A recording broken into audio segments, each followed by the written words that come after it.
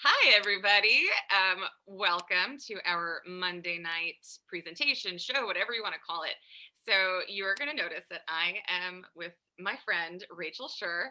And so, Rachel and I know each other from our coaching training, and she's a friend and a colleague. And so, I just knew that at some point I needed to bring Rachel into the conversations that we have on Monday nights because I think that she has an incredible amount to offer us. So just so you know a little bit about Rachel, so she's a global career development expert and coach, right? This is what she does. She has worked in higher education and career services for 13 years, and her passion is just to prepare future leaders because, you know, every one of us, every one of them, we're trying to find our success and our meaning in our professions, and that's what she's passionate about. So right now, Rachel honors her values of flexibility and creativity and collaboration, which I have seen all of these in practice through her new coaching venture. And what she really focuses on is just helping people, helping professionals adopt career wellness, which I love this term, and I had not heard about it, by the way, Rachel, until you presented it to me. So this career wellness mindset, because that idea of success is very different. It is like a fingerprint for each person. So it's about finding what success and meaning means to each person. So yeah. So welcome, Rachel. Thank you, Dahlia. I'm so excited to be here today and be here with your community. And that is exactly what we're going to talk a little bit about is just building your own career community.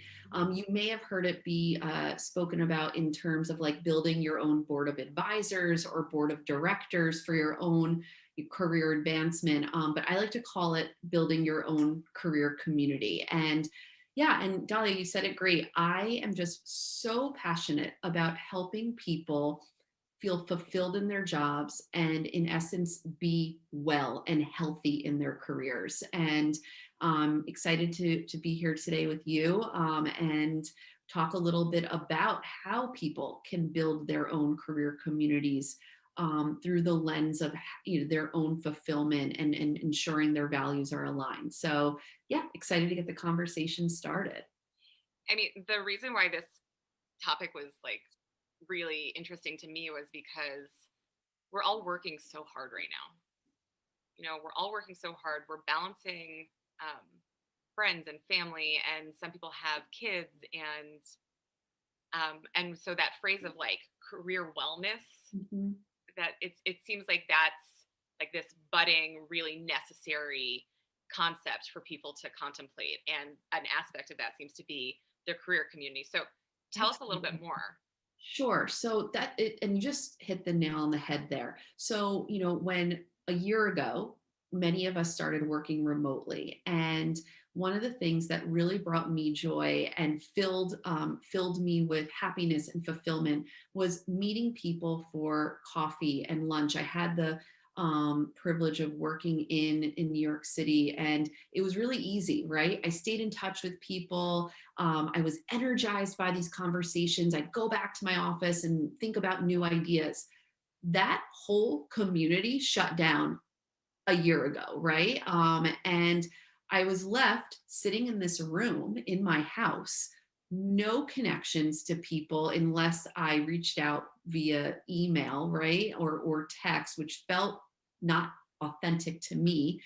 And I was left sitting here with my daughter, who was 8 months old at the time, balancing my job at home, coming back from maternity leave, and my boss had just left me after 8 years, and my connection to my career community was broken. Right, I didn't have these people that I'd relied on for so many years. So fast forward 6 months later, I finally realized this. Right, I been through our coaching training program, and I said, whoa, I need to reinvest in my career community. I got to repair these broken connections. And so for the last 6 months, I've been really intentional about how I use this group of people, how I connect with them in the virtual space, Mhm. and how I can serve them and how they can serve me in helping me, advance my career, just support me in my day to day. And that's what I'm here to share with you today. So that's a little bit about why I'm so passionate about this and how it sort of ties to my overall wellness and feeling good, right? Feeling healthy in my career. And just real quickly, what is a career community, right? That'll be helpful. A career community is a group of people, very simply, who are invested in your own career advancement, wellness, progression, transition, whatever your goals are, but a group of people that you decide on that are there for you, and that you build relationships with over time.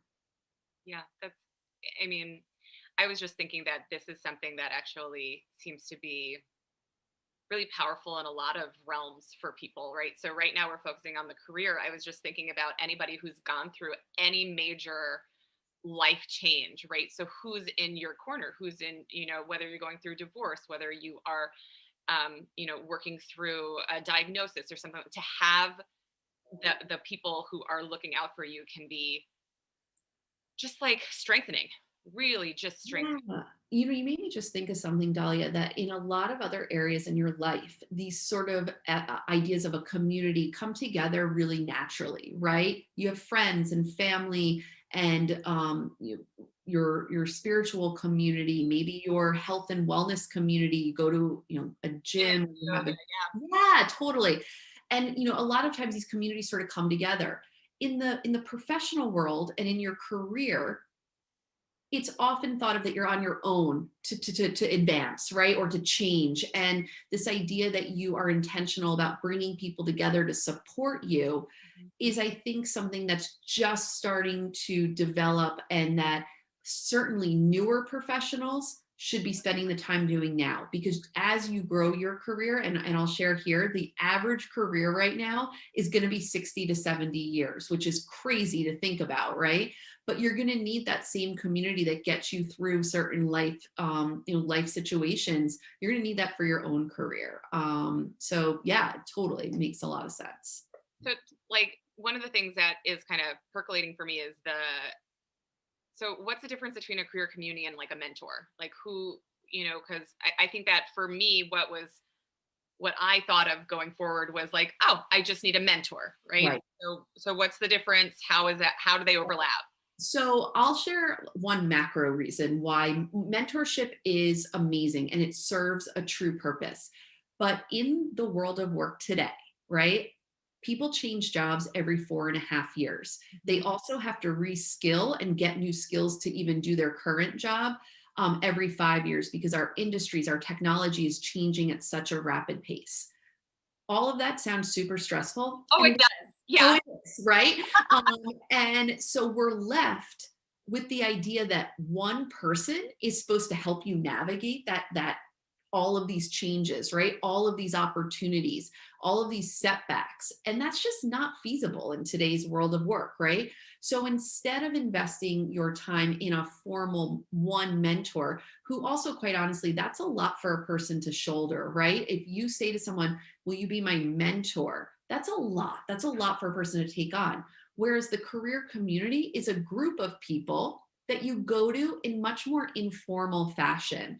And people in your career community, you can have really diverse perspectives, and you can have reasons why you go to certain ones of them, certain times in your career, and maybe you work with them, you get advice from them, but it's not this forever type of relationship. And your career community can ebb and flow.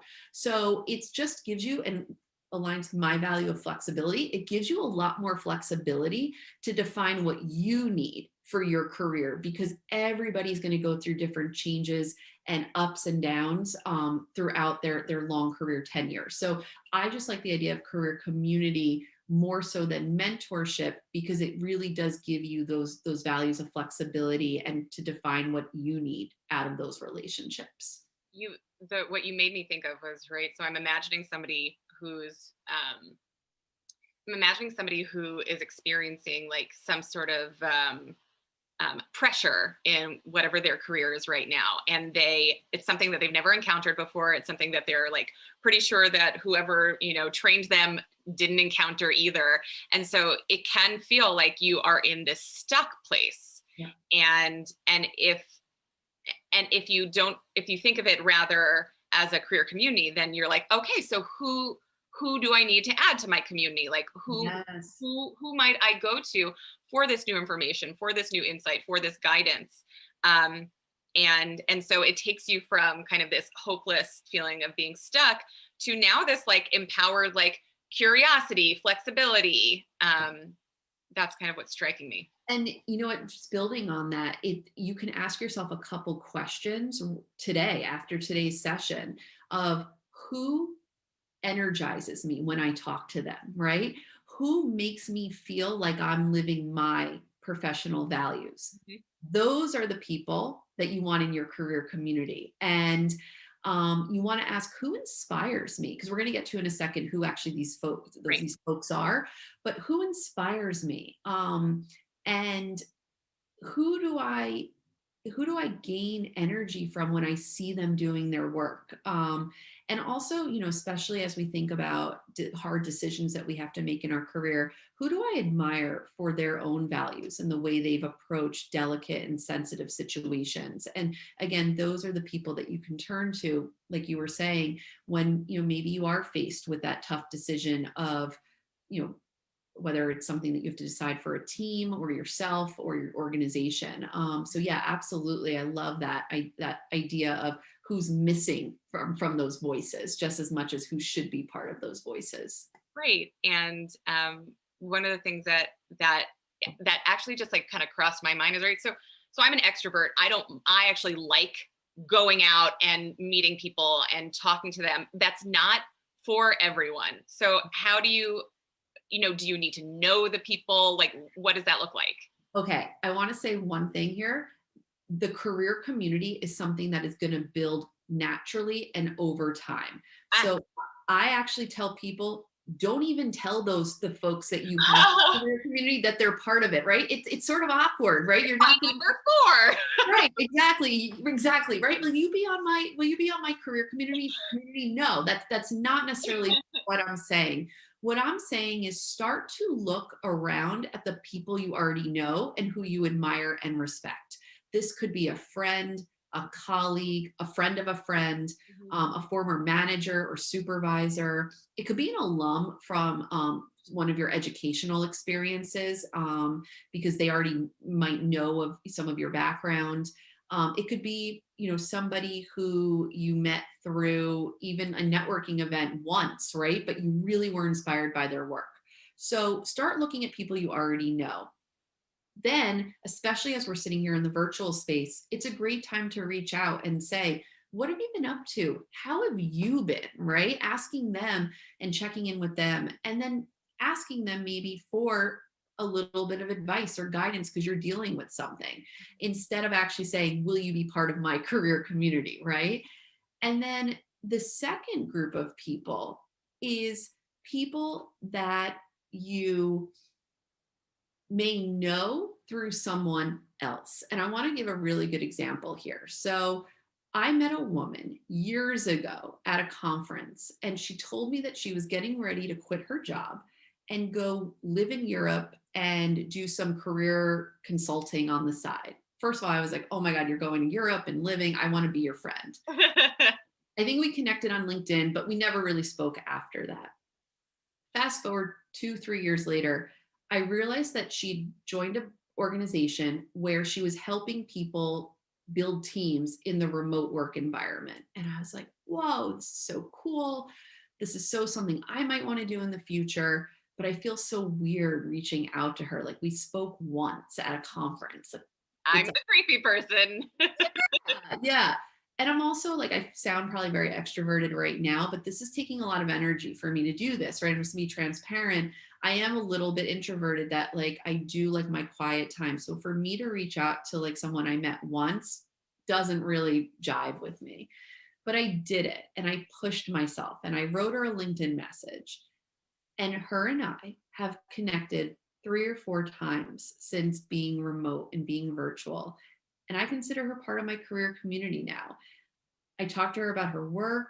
She helps connect me, just says, "Hey, I know you're interested in coaching in the virtual space. Have you thought of this person?"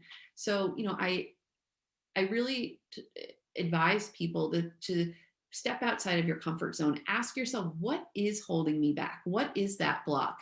And maybe spend a little time actually exploring what that block is. Mhm. And then, set a goal for yourself to actually do the hard work, if that makes sense. Yeah, totally.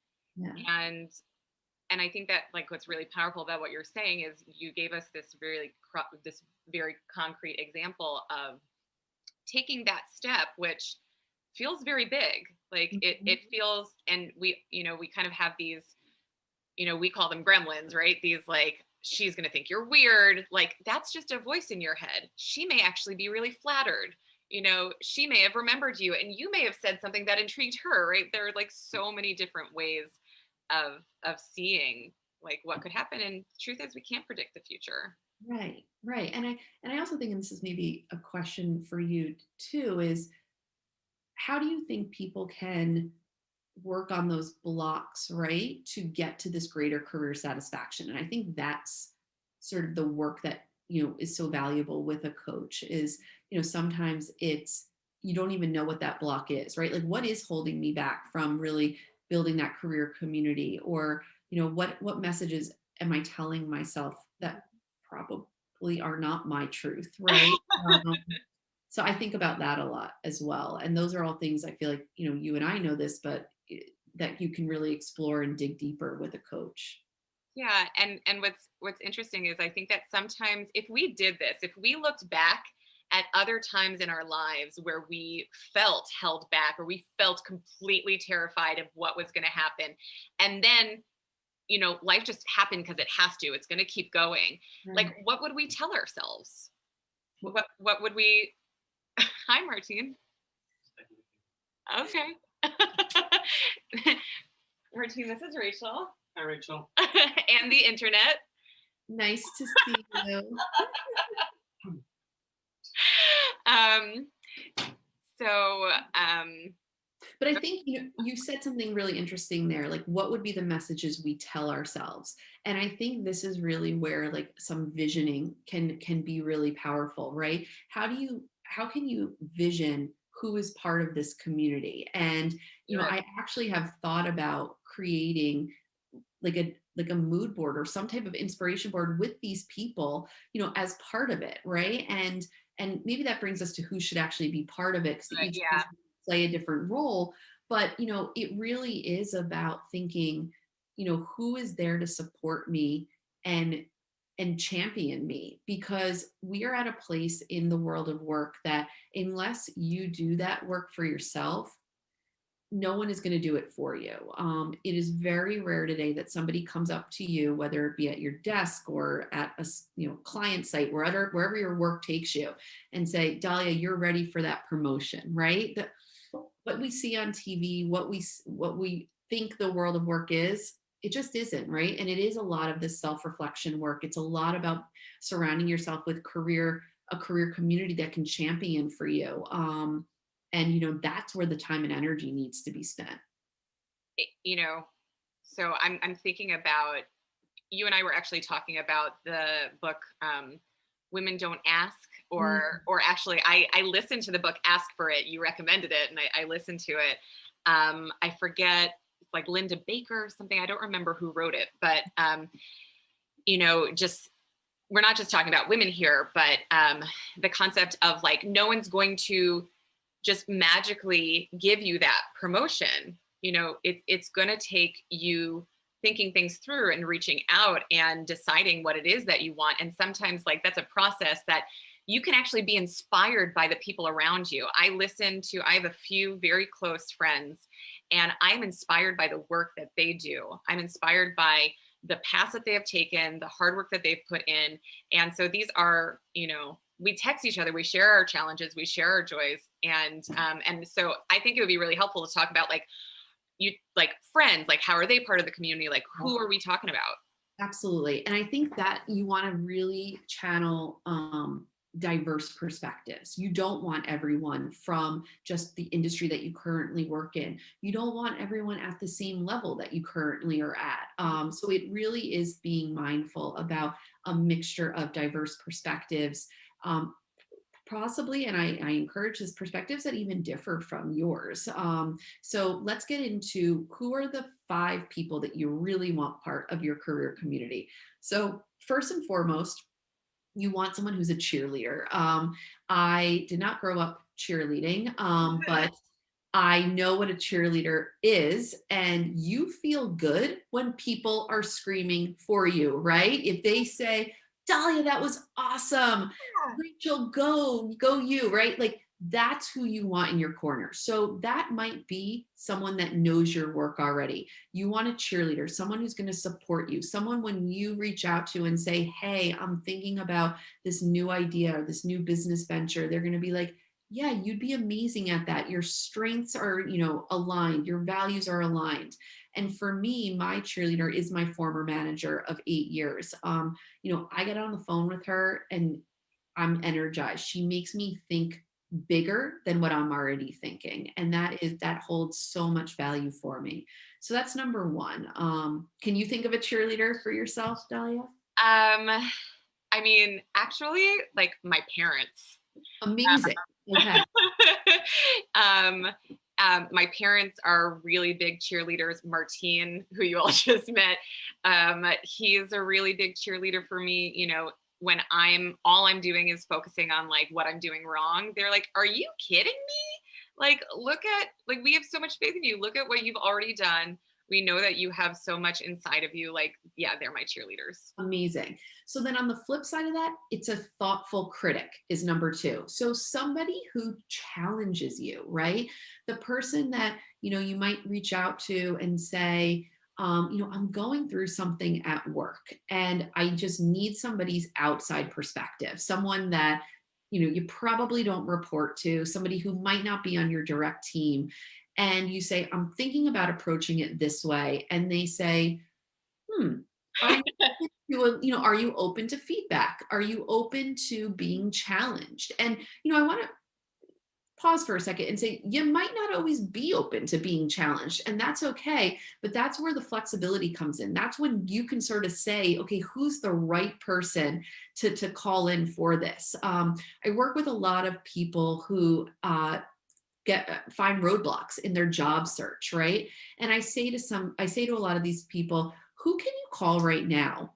Who knows you, who you've built a relationship with, and have them give you some honest feedback about what you might want to be doing differently. And most of the time, the room stays silent for a long time. So I would argue that thoughtful critic is probably the one person in this group of 5 that most people do not have. So think about that, right? Who might be that thoughtful critic? Mhm. Okay. But before we go on away from thoughtful critic, the only thing I'm going to add is like, I think criticism is one of the hardest things, especially I think for the people who connect with a lot of the messaging that I do. And this is a person that you actually feel safe with, Yes. right? So I don't want constructive criticism from every single person, or it doesn't mean that I'm not going to get it, but when I'm actively seeking for my own growth, then I'm gonna go to that person who, I feel very lucky. I have a couple of those people who, they will also sense when I'm so fragile that I just really do need a hug. But like they'll say like, how would it feel if I, gave you an alternative? Exactly. And this is somebody who probably also, as you get to know them, really does lead from a heart space, right? Someone who can tune into your own energy and say, hey, Dahlia, do you want an alternate idea right now? Or do you just want Okay. to bed? Yeah. That is the real thoughtful critic. And that is, you know, and again, sometimes I'm actually having this conversation. I'm thinking, wow, I actually have another thoughtful critic, and I didn't even realize it. Yeah. That's the power in this is that it really serves you. So I love that. That makes so much sense. So the other two people that I'll mention quickly are a know-it-all. So somebody who is an industry expert Uh-huh. to where it is you want to go, or the place that you currently are working in. And when I say know-it-all, I mean it in the most complimentary way. Somebody who just has their pulse, has the pulse of where the industry is going. So if you're actively job seeking, this is somebody who can say, hey, I know that there's a lot of growth in, I work with a lot of digital marketing professionals. There's a lot of growth in artificial intelligence and digital marketing. Have you heard of this organization? You should check out their resources. So somebody, when you're looking for sort of new ideas, maybe you've hit a roadblock and you're like, I just like don't know where else to look for opportunity. That's the kind of person you want to tap for that. Um, Yeah. And then fourth, a connector. These are my favorite people. These are the people that you get on the phone with, you get on a Zoom call with in pre-COVID days, you met in a coffee shop or for lunch, you sit down, you tell them something and they say, you should be talking to this person. I got a guy. Yeah, I got a guy. Right. These are the people that I think, especially for individuals that don't feel comfortable, and trust me, I'm one of these people, reaching out coldly to someone on LinkedIn, or just feels that that idea of networking is so inauthentic to them. The idea of that connector does that work for you. So somebody in your career community that is open to connecting you, is so empowering, because it also helps you realize they value your work, right? And for you to feel that, to build your confidence, oh, that person can give you so much. How does that land for you, Dahlia, in your own work? Um, yeah, I think that it's not only just about like the people who I'm closest to, but also like who I follow. And so for instance, like if I want to know, in my synagogue world, if I want to know like what are some of the cool things that are going on in synagogues, I'm going to look at some key players who I really respect, and I'm going to Mhm. see what are they doing, what are they investing their time in, where are they taking their communities. And so I kind of look to them, and then I also, so it's funny, where I was an intern, when I was a rabbinical intern, I still get their emails. Like I get their emails. I want to know what they're doing. I really respect the rabbis who are there. And so, I stay in tune with them, and it helps me, it gives me just like a little bit of guidance. Yeah. Um, yeah. And by the way, I'm realizing that some of my people serve multiple purposes. Absolutely. Absolutely. And these people don't have to necessarily be individuals either. I've had folks that I've worked with throughout the years who use an association, right? Like a group of a networking group or a group of friends, and they'll say, all of these people are my connectors, right? And so it isn't necessarily an individual person, and an individual person can serve multiple, roles on your career community. And that sort of does bring me to the last person, which is the safety net.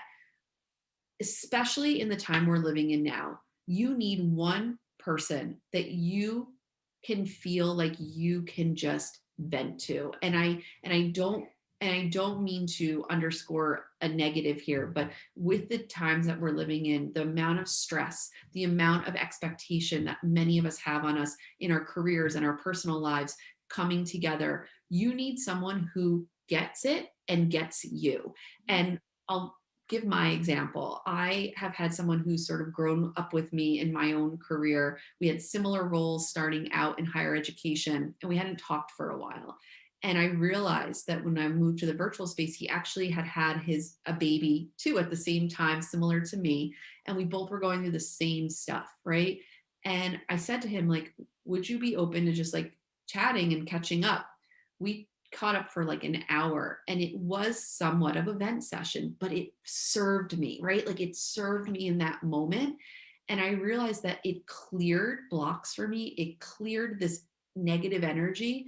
And he said, did that feel like weirdly therapeutic and Cleansing. Yeah. Yeah, and I was like, it did, and we ended up setting up monthly half-hour catch-ups, and we do vent and be transparent, but we also build each other up. And it's because we have a high level of trust with each other. We don't work together anymore. So we can just be honest. So somebody who just really gets you and gets maybe what some of the different areas of your life that you're going through. So that's the fifth person, that safety net person. Really powerful. It's Yeah. really, really powerful. So, okay, so we're talking about this. Like, do you have any suggestions for how people can keep track of this? Like, what's kind of going on there? Yeah, absolutely. So, honestly, I've seen people do it in all different ways. But I do have, an easy sort of worksheet where you can map out, who's already in my career community, right? Who are people that I already know that fill some of these roles. And, I think what this worksheet can help you do too is where are the gaps? And I think that's the biggest piece for people is that they get themselves in a situation and they realize, oh, I don't like really have someone that I can go to for this specific situation. So it has some questions on it that you can think about. Okay, how do I fill in my gaps? And then just a note here, I get a lot of times from people is, well, how often should I be talking with these people? And it really is going to depend on your situation, what kind of what you're going through in your career right now.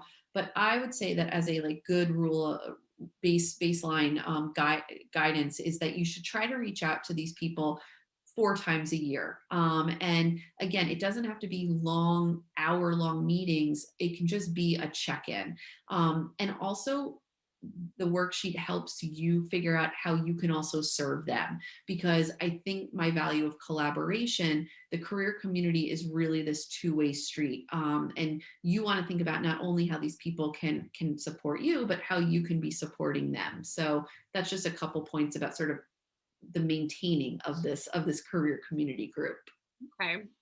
So I think that like I know that this is something that I would want just to kind of like check in, see how my community, like, are there any holes that I might want to just make sure or even like discover for myself. So I know that I'm going to want this worksheet. I imagine that a lot of people who are watching this may want this worksheet. So if you are interested in this worksheet, just like answer in the comment box community. Like that's if you do that, then we'll make sure to PM you or DM. I was like, I don't know which one is it, PM or DM, but to make sure that you get that worksheet so that you can kind of organize these thoughts in a mindful way, and to bring just, I think awareness is a big word in coaching also, which is just like how aware of you of like what mind state you're in or how much support you have or what you're needing.